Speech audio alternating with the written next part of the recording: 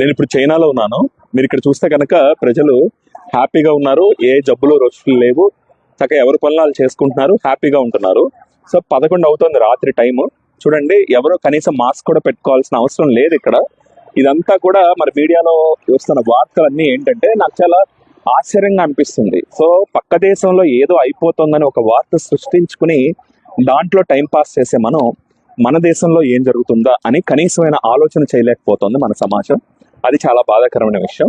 ఇక్కడ గడిచిన 1 సంవత్సరంగా మనం చూసుకున్నా కూడా ఒక 2 నెలలు ఒక రకంగా, 2 నెలలు ఒక రకంగా, 2 నెలలు ఒక రకంగా రకరకాలుగా ప్రజలు ఇబ్బంది పడుతున్నారు. కొన్నాళ్ళేమో కాళ్ళు వాసిపోయి రకరకాల జ్వరాలు వచ్చినాయి, కొన్నాళ్ళేమో డెంగ్యూ కాకుండా ప్లేట్లెట్లు పడిపోయినాయి, కొన్నాళ్ళేమో పెద్ద వయసు వాళ్ళందరికీ కూడా హార్ట్ వీక్ అయిపోయింది, సడన్ గా అలా చనిపోయారు. ఆ తర్వాత యంగ్స్టర్స్ కొంతమంది, సో వయసులో ఉన్న ఆడవాళ్ళు రక్తం చిక్కబడిపోయి సడన్ హార్ట్ అటాక్లు వచ్చి చచ్చిపోవడం, లేదా యంగ్స్టర్స్ ఒక మొన్న అక్టోబర్ సీజన్ లో చూసుకుంటే కనుక 1-2 నెలల పాటు యంగ్స్టర్స్ సడన్ గా హార్ట్ అటాక్లు వచ్చి చచ్చిపోవటం, ఇదంతా ఏదో లింక్ ఉంది. సో మన దేశంలో కూడా చాలా వైరస్లో ఏదో ఒక క్రిములు వస్తున్నాయి, వాటి వల్లే కదా ఇవన్నీ జరుగుతుంది.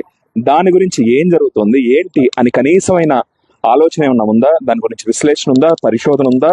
దానికి ఏమైనా పరిష్కారాలు ఉన్నాయా? ప్రజారోగ్యం గురించి ఏమాత్రం కూడా ఏమీ లేకుండా మనం ఏంటయ్యా అంటే చైనాలో దాచేస్తున్నారు. సో ఇక్కడంతా సిస్టమ్ అంతా కూడా ఆర్గనైజర్ గా ఉంటుంది. ఇక్కడంతా సిస్టమ్ అంతా కూడా ఆర్గనైజర్ గా ఉంటుంది. ఎందుకంటే ఎవడు పడితే ఆడు ఇక్కడ వైద్యం చేయడు కదా. సో ప్రాక్టీస్ ఉన్న వాళ్ళే వైద్యం చేస్తారు. సో అన్ని మాక్సిమం గవర్నమెంట్ హాస్పిటల్సే ఉంటాయి. సో వాళ్ళ దగ్గర ఇన్ఫర్మేషన్ ఉంటుంది, లింక్స్ ఉంటాయి. సో తమాషాగా ఉండదు అనమాట. ఏం జరుగుతుంది అనేది వాళ్ళు మొత్తం కూడా డీటెయిల్స్ తెప్పిస్తారు. సో ఈ సీజన్ లో ఏ రకమైన నిమోనియాలు ఎన్ని వస్తున్నాయి ఏంటనేది వాళ్ళు పూర్తి వివరాలు తీసుకుంటారు. మనకు మళ్ళీ ఇట్లా వదిలేరు. వాళ్ళు ప్రజారోగ్యాన్ని గాలికి వదిలేశారు ఈ దేశం. అసలు కోవిడ్ లో ఈ దేశంలో వచ్చింది, కోవిడ్ ఈ దేశంలోనే వచ్చింది. కానీ చాలా విచిత్రమైన విషయం ఏంటంటే ఇక్కడ కేవలం 25-30 మంది మాత్రమే చనిపోయారు కరోనాతో. మన దేశంలో అఫీషియల్ గా 5 లక్షల మంది చనిపోయినా కూడా అన్అఫీషియల్ గా 50 లక్షల మంది చనిపోయి ఉంటారు. సో అసలు ఇంత స్థాయిలో చావులు జరిగితే దాని గురించి ఆలోచన లేదు. ఈ చావుల తర్వాత ఎందుకు చచ్చిపోతున్నారో తెలియదు. చిన్న వయసు వాళ్ళు ఎంత బాధ ఉంటుందండి. 25-30 ఏళ్ళ పిల్లలు లేదా ఒక 30-40 ఏళ్ళ ఆడవాళ్ళు హార్ట్ అటాక్ లో చచ్చిపోవటం ఏంటి? అంతకు ముందు చూసామా మనం? ఈ కోవిడ్ తర్వాత ఎందుకు ఇలా జరుగుతుంది దాని గురించి ఏమాత్రం కూడా మనం ఆలోచన చేయకుండా ఏదన్నా అంటే అది కారణం కాదు, ఇది కారణం కాదు, ఏంటో మరి ఏది కారణమో అది చెప్పరు. కారణం ఏంటనే చెప్పరు. ఓ 2 ఏళ్ల పాటు ఎక్సర్సైజ్ చేయమాకండి అని ICMR చెప్తుంది. 2 ఏళ్ళు అయిపోయింది, మరి ఇప్పుడు ఏం చెప్తారు? సో ఇది ఒక ప్యాటర్న్ లో జరుగుతున్నాయి ఇవన్నీ కూడా. అంటే ఏంటంటే ఒక 2 నెలలు జరుగుతాయి, 2 నెలలు జరగవు. అంటే ఏదో ఒక లింక్ ఉంటుంది. సో ఆ లింక్ ని ఎస్టాబ్లిష్ చేసుకునే కనీసమైన ఆలోచన మనం చేయట్లేదు. అసలు నేను ఇక్కడ చైనా రావడానికి ప్రధానమైన కారణం ఏంటంటే ఒక 2-3 ఉన్నాయి. అందులో ఒకటి ఫస్ట్ నన్ను ఇక్కడ లాక్కొచ్చిన కారణం ఏంటంటే వీళ్ళు ఎలా బ్రతికారు.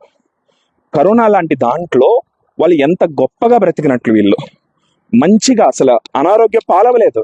వాళ్ళ బిజినెస్లు కూడా మనకు మళ్ళీ అంత దెబ్బ అవ్వలేదు.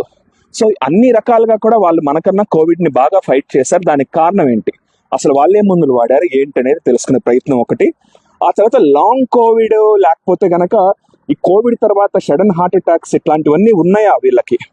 సో మనం ఇబ్బంది పడుతున్నట్లు వీళ్ళు కూడా ఇబ్బంది పడుతున్నారా? పడుతుంటే వీళ్ళు ఏం మందులు వాడుతున్నారని తెలుసుకునే ప్రయత్నం ఒకటి. సో ఇంకా ఇన్పుట్స్ రావాలి నాకు. కానీ ఈ ఆలోచన మనం ఎందుకు చేయలేకపోతున్నాం ఒక సొసైటీగా? నాకు చాలా బాధేస్తుంది.